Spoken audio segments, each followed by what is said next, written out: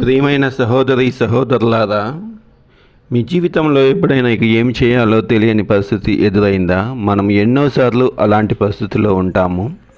ఒక ముఖ్యమైన నిర్ణయము, ఒక కుటుంబ సమస్య, లేదంటే ఆర్థిక సమస్య మరియు లేదా భవిష్యత్తు గురించి అనిశ్చితిగా ఉన్నామా?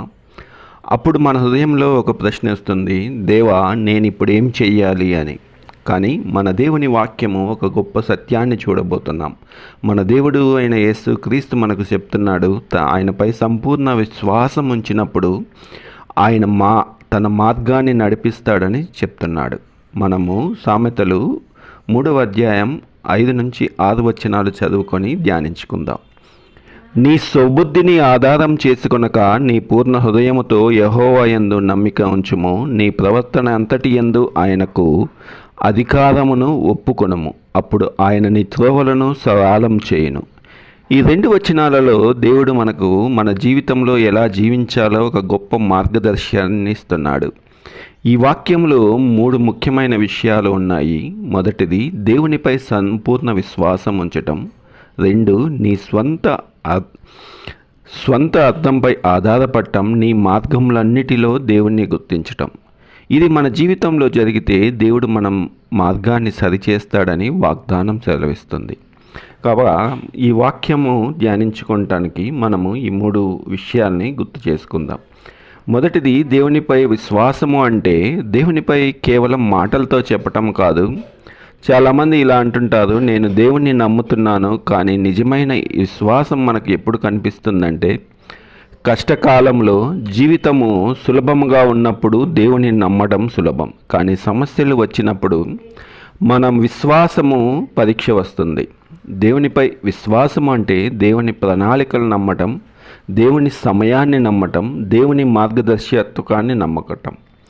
మనము మన మొత్తం దారి చూడలేకపోయినా కూడా మన దేవుడు మొత్తం దారిని చూస్తున్నాడు. కాబట్టి మనము దేవునిపై విశ్వాసం ఉంచి ముందుకు సాగితే మనం చూడలేకపోయిన దారిని కూడా దేవుడు చూపిస్తాడని సెలవిస్తుంది. నీవు ప్రయాణం అనిశ్చితిగా ఉండి లేదా సగం దూరం వెళ్ళి ఎటు వెళ్ళాలా అని ఎవరు లేని స్థితిలో నువ్వు ఉన్నా కూడా దేవుడు తన మార్గదర్శకత్వాన్ని చూపిస్తాడు. కాబట్టి నీ విశ్వాసము దేవుడిపై ఉంచాలి. అంటే నీవు నీ జీవితము బాగా ఉన్నప్పుడు కాదు, కష్టంలో ఉన్నప్పుడు కాదు, ఏ స్థితిలో ఉన్నా కూడా దేవునిపై విశ్వాసం ఉంచాలని సెలవిస్తుంది.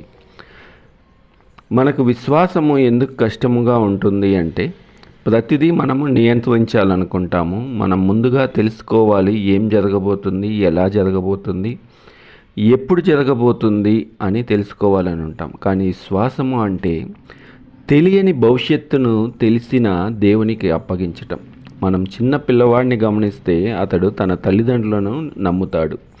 ఆ పిల్లవాడికి ఏమీ తెలియకపోయినా తన తల్లిదండ్రులను పట్టుకొని నడుస్తూ ఉంటాడు, ముందుకు సాగుతుంటాడు. వాళ్ళ తల్లిదండ్రులు చెప్పినట్టు విని ముందుకు నడిపిస్తుంటాడు. అదేవిధంగా మనము కూడా మన దేవుణ్ణి నమ్మి ముందుకు సాగితే మన దేవుడు మనకు ముందుగా సహాయం చేస్తాడు.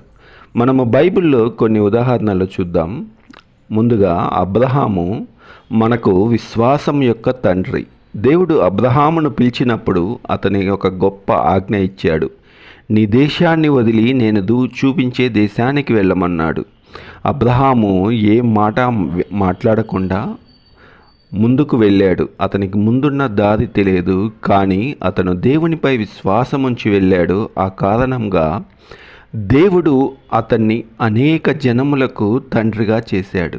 మరి నీలో నాలో ఆ విశ్వాసము ఉన్నదా లేదా అని నువ్వు ఒకసారి గుర్తుంచుకో ప్రియుడా.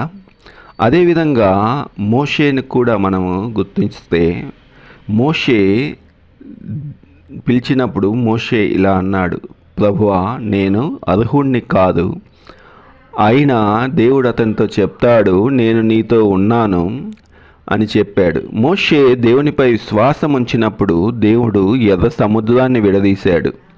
కాబట్టి నీవు నేను భయాన్ని కూడా జయించగలిగే విశ్వాసము మనలో ఉన్నదా లేదా అని మనం ఒకసారి గుర్తు చేసుకుందాం ప్రియులారా.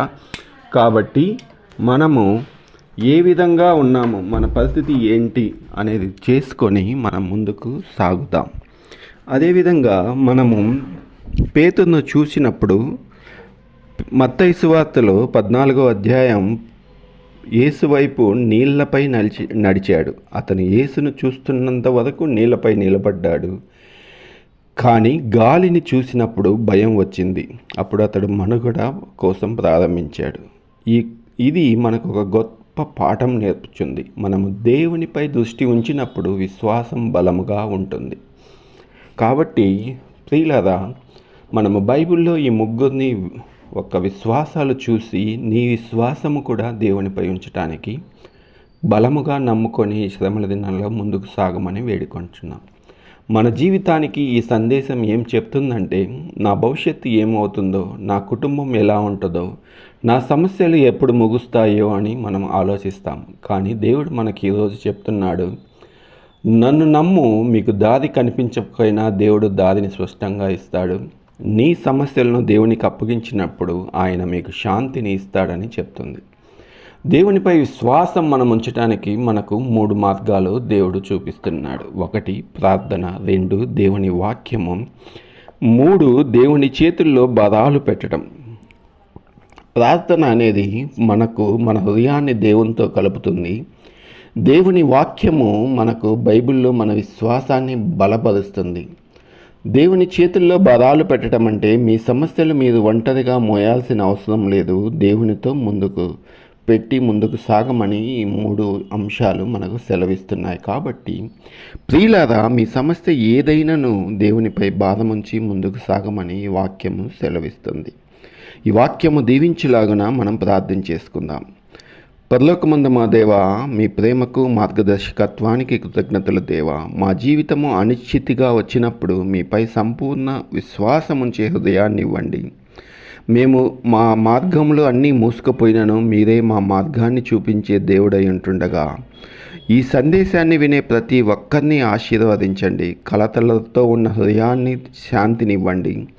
అనిశ్చితుల్లో ఉన్న కుటుంబాలకు మరి శాంతిని, సమాధానాన్ని దయచేయమని వేడుకొంచున్నాం. ప్రియులారా, మా కుటుంబాలు యేసయ్యా, ఎంతోమంది అనేకమైన బిడ్డలు అప్పుల బాధల్లో ఉంటుండగానైనా అప్పులు తీర్చుకోవటానికి సహాయం దయచేయండి.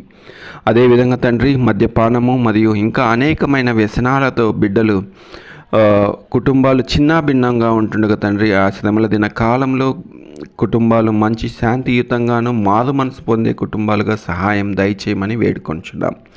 మా అవసరం ఏదైనాను దేవా, మేము నీ మార్గాన్ని నమ్మి నీవు చూపిన మార్గంలో మేము నడిచే బిడ్డలుగా మాకు సహాయం దయచేయమని, ఈ ఉదయకాల దీవెనలతో మమ్మల్ని నింపమని, తిరిగి రానని నజరేయుడైన యేసు క్రీస్తు నామమున వినయంగా ప్రార్థించి వేడుకొంచున్నాం తండ్రి. ఆమెన్. ప్రియులారా, ఈ సందేశం మీకు ఆశీర్వాదకరంగా అనిపిస్తే లైక్ చేయండి, షేర్ చేయండి. దేవుని వాక్య సందేశాల కోసం మా ఛానల్ను సబ్స్క్రైబ్ చేయండి. మీ హృదయం అంతటిలో దేవునిపై విశ్వాసం ఉంచినప్పుడు ఆయన మీ మార్గాన్ని సరిచేస్తాడని గుర్తుంచుకొని ముందుకు సాగమని దేవుని నామంలో మిమ్మల్ని ప్రార్థిస్తున్నాను. దేవుడు మిమ్మల్ని దీవించునుగాక. ఆమెన్.